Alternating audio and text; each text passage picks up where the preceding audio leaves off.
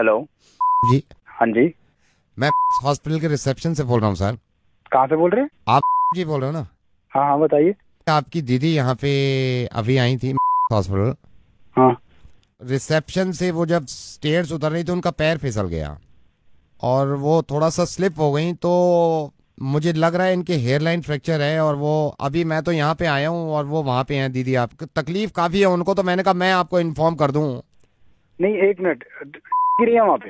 हाँ, आपकी दीदी हैं, वो रोते हुए बता रही थी कि भैया को फोन कर दो, तो मैंने अपनी हाँ। मोबाइल से किया है। उनका मोबाइल उनके पास है, उसमें भी पता नहीं क्या प्रॉब्लम हो गई, सिग्नल विग्नल जा रही है ना, वो भी गिर गया था। मैंने इसलिए नहीं किया फोन के आप पैनिक करें, आप परेशान मत होना। लेकिन ये है कि आधा पौन घंटे से वो अभी चिल्ला भी रही है, क्योंकि हेयरलाइन फ्रैक्चर मेरे को लग रहा है छोटा मोटा है उनके।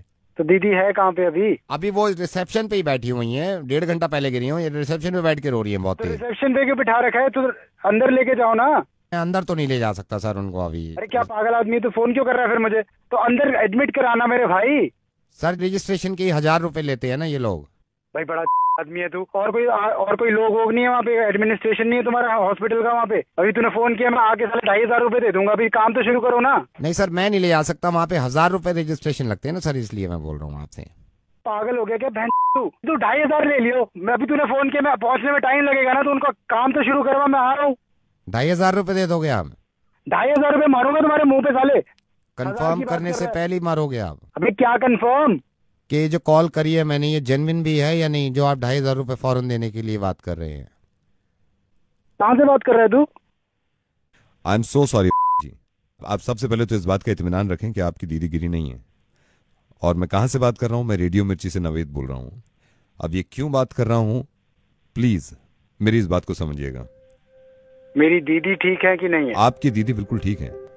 क्यों फोन किया है मुझे?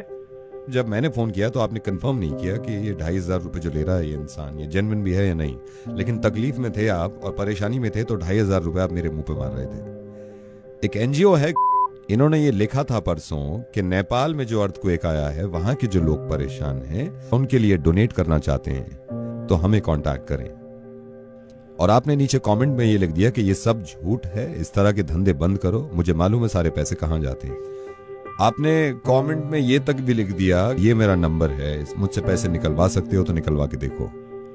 मुझे मालूम है कि ये की जिम्मेदारी नहीं है कि वो नेपाल के लोगों की मदद करे, क्योंकि वो एक इंसान है, तो ये एक इंसान की जिम्मेदारी है कि वो नेपाल के लोगों की मदद करे, जो लोग अर्थक्वेक में परेशान हैं, जो लोग अर्थक्वेक में खत्म हो गए हैं, जिनके परिवार बिछड़े हुए हैं, उनकी मदद करे। ये जरा सोचिए तो सही, आप तो दिल्ली में ही थे जब ये अर्थक्वेक आया है। जिस वक्त ये झटके लग रहे थे ना हमें, उस वक्त रूह कांप गई थी लोगों की कि अगर खुदा ना खास्ता कुछ ज्यादा हो गया तो क्या होगा।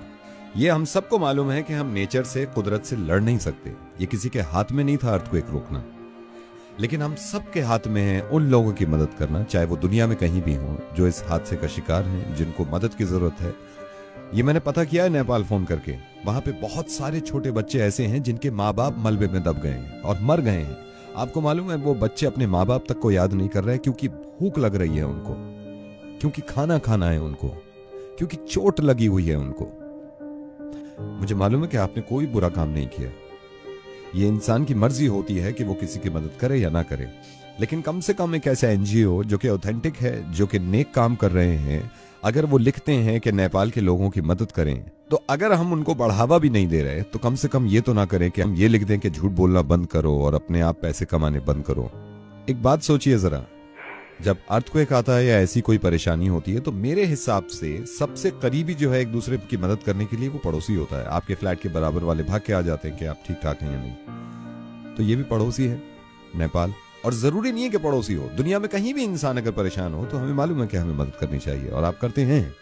लेकिन आपने थोड़ा सा गलत किया कि इस तरह का कमेंट लिख दिया कि आप पैसे कमाना बंद करिए। हो सकता है दुनिया में इस तरह के लोग हों जो इनके नामों पर पैसा कमाना चाहते हैं और खाना चाहते हैं, तो उनके अमाल उनके साथ हैं और उनका जवाब इस चीज का देना होगा। लेकिन हम ये सोचने लगे कि सारे ही झूठे हैं और कुछ करें ना, तो अर्थक्वेक की कोई खास दुश्मनी नहीं थी नेपाल से। वो दिल्ली में भी आ सकता है, हिंदुस्तान में भी आ सकता है, दुनिया में किसी भी जगह आ सकता है। फिर हम ऐसे ही मोहताज होंगे खुदा न खास्ता मदद के, और अगर वो इसी तरह इग्नोर कर दें तो बहुत तकलीफ होगी हमें और हमारे बच्चों को। जरा इस बात को सोचिए कि एक हेयरलाइन फ्रैक्चर से कितनी तकलीफ होती होगी किसी को, जिसकी वजह से आप इतने परेशान हो गए। अर्थक्वेक में किसी का दब जाना और मर जाना, इससे ज्यादा तकलीफ की बात हो नहीं सकती उनके लिए जिनके घर वाले बच गए हैं और वो देख रहे हैं कि लोग कैसे मर रहे हैं। I am sorry Naved.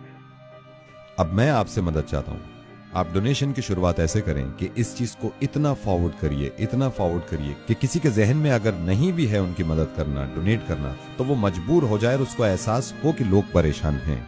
Please इसको शेयर करिएगा। खुश रहिए, हिफाजत से रहिए और दुआ करिए इस वक्त नेपाल के लोगों के लिए।